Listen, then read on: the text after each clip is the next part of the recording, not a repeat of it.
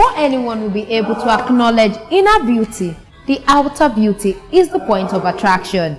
Today on ThePreneur, we would be having the managing director as well as the chief executive officer of a beauty studio in the city of Ibadan. I am talking of Mrs. Oreoluwa Akinola, who is the owner of Tumi's Touch.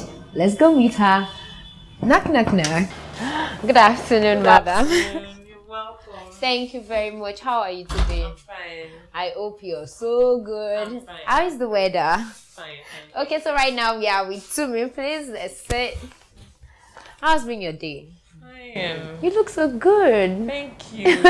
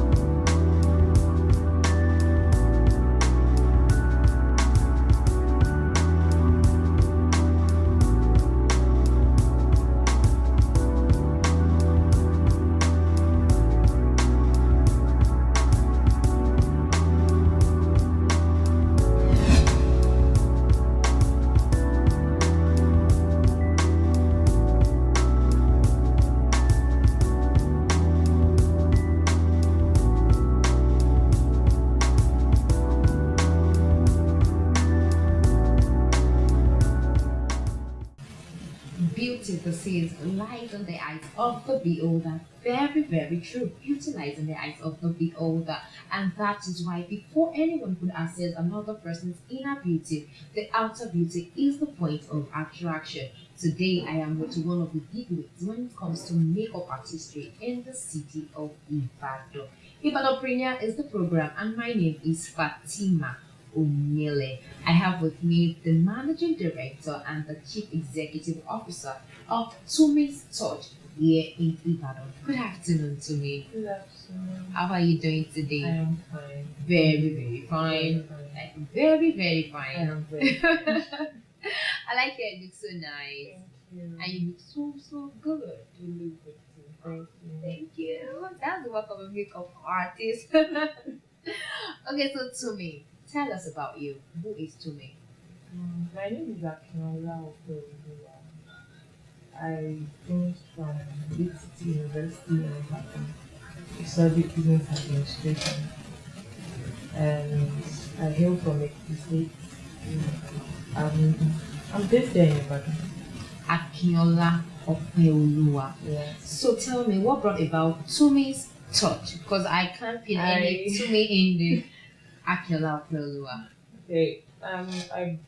I removed Tume from my second name, Oluwa to Okay. So instead of calling it Oluwa to Touch, I decided to call it Tumi's Touch. Why not Oluwa Tumininu Beauty Palace? Why Tumi's Touch? Well, most people call me Tumi, like the people in my family that knows me as Oluwa Tumi. So they call me Tumi, so I think it is short and.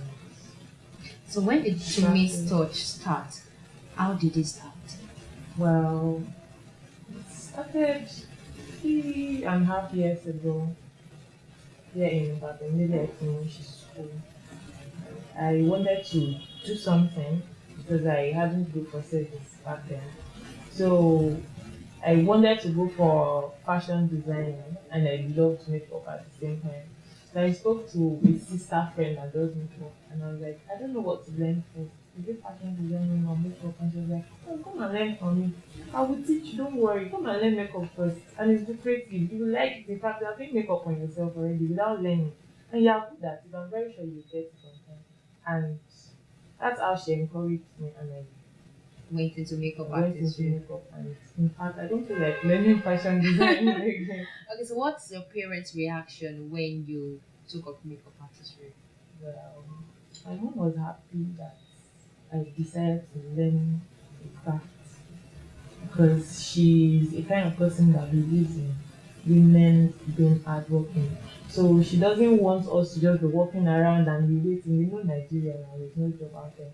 So she was like, she doesn't want us, me and my sister, because we're just two, she doesn't want us to just be walking around doing nothing. So she was happy and she supported me.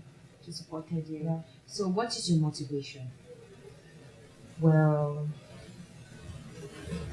I'm actually motivated by most times because after I learned makeup, I learned a lot of things about skin and all. So when I see somebody's skin and the person is really taking care of the skin and the person has a clear skin and all, you imagine makeup on it and you feel like, oh, I would, you just imagine like, what would makeup look on this skin? It would be so unique, like you would love it compared to somebody that is not taking care of her skin and has blemishes on. When you people work with blemishes, you see somebody that has Yes, tribal we marks do. all over, and Yes. before you look at it, after a few minutes or an hour, the person's tribal mark is Yes, look at that. it comes out very nice on them too, but then you can't imagine makeup on a clear skin. It's gonna be superb, Yeah, and smooth. very smooth. Yeah, If you are to pick a person in the universe, one person that you would love to practice makeup on the face, who would you choose? I would choose Genevieve Nnaji. Okay, so you She has want a the very that. clear skin. I've not seen her in person, but I have pictures and I think she has a very clear What if I bring Genevieve to your studio as a birthday gift for you? skin. Oh, I don't know how to do it. Like, really, I would be so glad. Really, I would be so very happy. So do you have a role model, somebody you look up to? In the makeup industry, I can talk about three people. I look up to Banks Banks. She has been in the game for a very long time and she's really doing well. She inspires me a lot. I look up to Anita Browse. She's also very good, especially with skin work and flawless faces like them. Those three are very good and they're just like me. And they've been in the game for like years and they are making waves and they're just like very nice.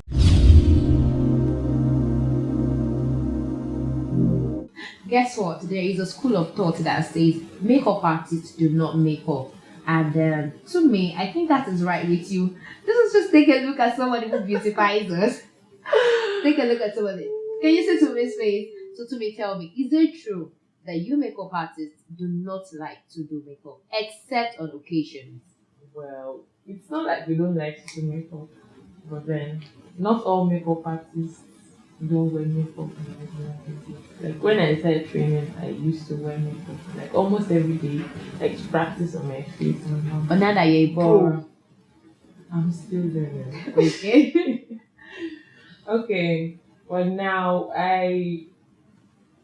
I'm just not used to it anymore, and I don't. Okay, maybe I say back then I used to feel like it's a big deal, but now it looks like the norm. So one significant thing I've got to learn from Tumi is when you start, you've done all the makeup that's supposed to last you. You do it at the starting period. So when you become a pro, it becomes so difficult to do such makeup. Have you ever thought of diversification? Have you ever thought of doing something else aside from makeup? Have you thought of a side also? Okay, you have your makeup studio, you still do your makeup, and there is something else that you really want to do. Yes, Like a side also. What's that? That's photography. Photography. Yeah. So you want to finish makeup, then you hold the camera to take picture of the person. Yes, I have actually learned a part of it because I take my pictures myself. After makeup for my brides. Just for a makeup job. And maybe for my clients, my party guests. So, but after I learned photography, I got really interested in it. I really want to get better at it. Wow. Almost everybody does makeup. I do makeup on my face. The next person does makeup on her face. Before you walk 2-3 meters within Ibadan, you see makeup studios like back to back. So why do you think people would always want Tumi's touch to do their makeup? What's your unique selling point? I think my unique selling point is my skin work. Your skin, why? Yes. The way I do my skin work, I like it looking natural, not all caked up. You could still feel the skin breath under the makeup. The person doesn't look like you have baked up the person, like you can't really feel that person anymore. I can't see my face. You look in the mirror and you see someone else. Not even seeing alone, the feeling. Okay. Some people apply makeup and they feel everything. Yeah. I don't like it that way. I prefer it feeling natural and then you look beautiful at the same time. This is so beautiful. This is really, really beautiful. Okay, tell me, what has been your drive? What pushes you forward? Well, thank God for Instagram. Once I go on Instagram and I see the people that I'm looking up to still striving and I'm still here like, I think they were here before and they are there now and I'm sure they want to be better. So I aspire to be like them. I want to get better and I want to go beyond them too. What would be your turning point in makeup? Okay, do you have a turning point? Do you have something you've done so far and every time you remember or you look back at it, you feel proud that you're a makeup artist? Well, it is not a one-time thing. It's something I do almost every time. My bridal jobs. Most of the time, when I do bridal jobs, people are around. And that is one of the things that that encourages me to still keep doing it and to still keep getting better. Once I finish my bridal job and people are around, maybe the bride's friends and families, once they see the bride and all, they'll be like, wow, this is beautiful. I think maybe the last time I've had somebody complain about my makeup was when I started learning.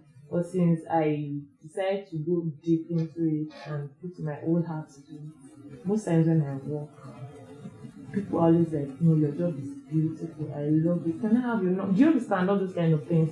After when people see the job, that feeling, like you are satisfying people around you. You feel fulfilled.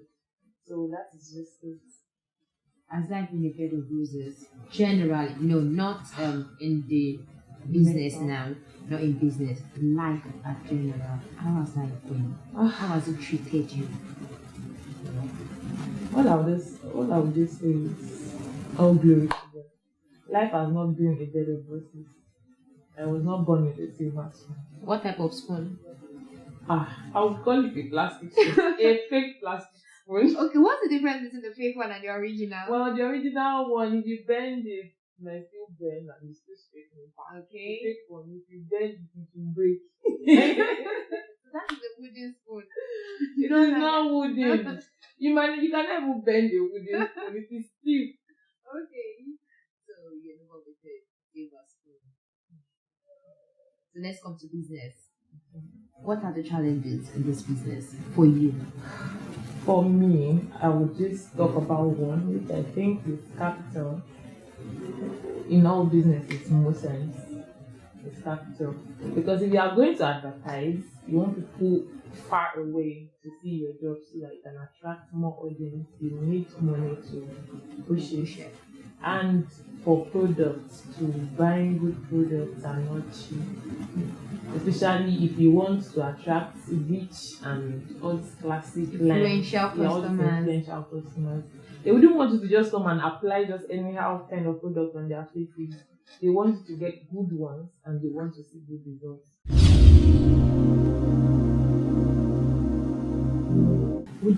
Do you feel having a craft alongside education is a good idea, or you feel just face your education or face a craft? Which would you go for? Is it facing education, facing a craft, or you do both side by side? In my own opinion, I would say it's good to learn it fast, but at the same time, everybody cannot learn it fast. Yes. It's not for everybody.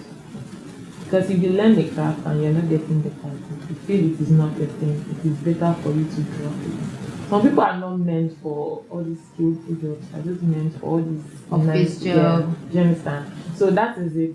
And while some people can work with business, maybe normal businesses, and some can work with crafts.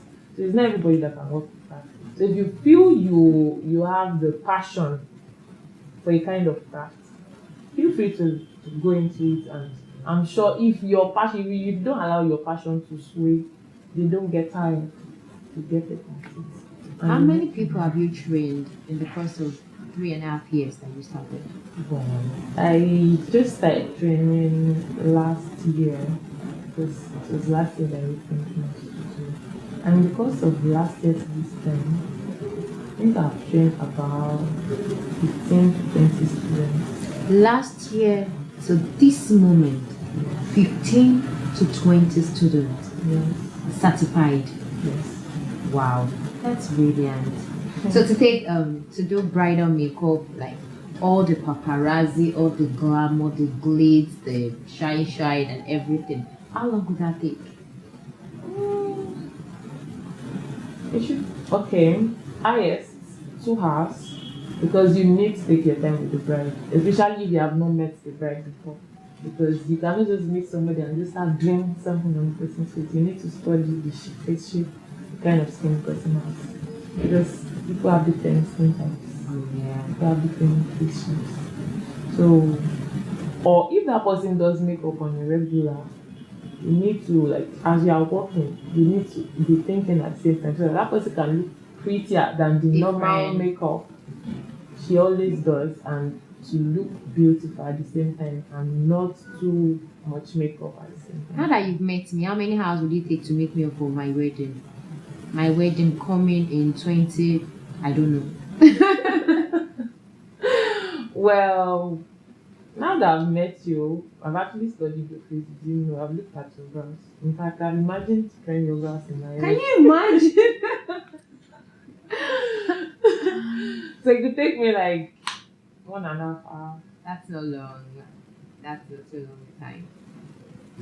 A lot of people look up to Tumi's touch, whether she knows or whether she does not know. A lot of people look up to the brand. They want to be like Tumi.